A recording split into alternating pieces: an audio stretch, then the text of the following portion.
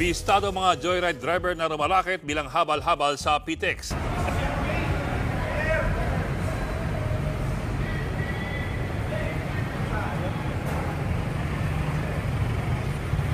Kumbaga ginagawa natin to for checking.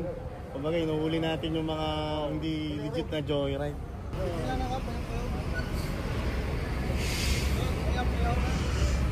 Gusto ho kayo? Pabukas tong app. Buksan natin yung app.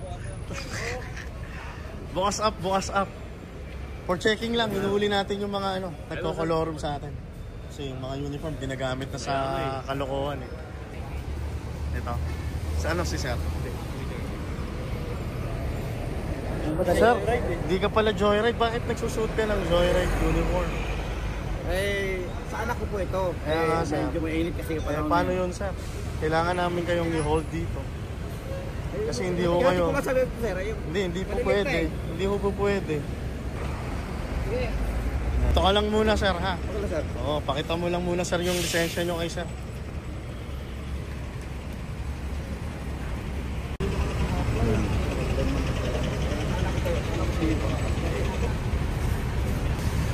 Oh, may nahuli na. Jay, may nahuli doon. Hindi legit joyride.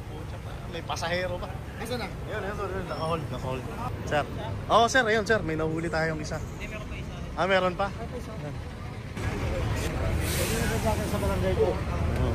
Sir, kayo. Nagsusuot ka lang, hindi ko pala member na. Nako, sir. Hindi pa pala joyride biker si sir. So, dalawa. Nakasuot ka na. Kanino yan, sir? Nakapitari. Nakuha namin yung Oo, nakuha ko yung biker kayo. Grab ka, boss. Yan. Patingin nga ako, sir, ng app mo, sir. File ko na lang, sir. Oh, profile. Arnold Antonio.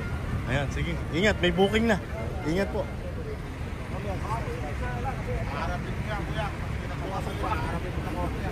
Sir, kanino nyo ho nakuha tong vest? Sa kaibigan ko po, sir. Sa? Kaibigan ko, nakiusap lang ako sa kanya na Hindi na lang kayo nag-apply as MC Taxi? Nag-apply ako sa Tipolo. Oo. Hindi ako makay. Oo. Tapos sabi, Hindi ka nag-try ulit para at least... Katry ako ulit yun. wala. Bakit? Mali kasi yung paggamit mo ng ganito. Alam mo nung Bawal mo yan.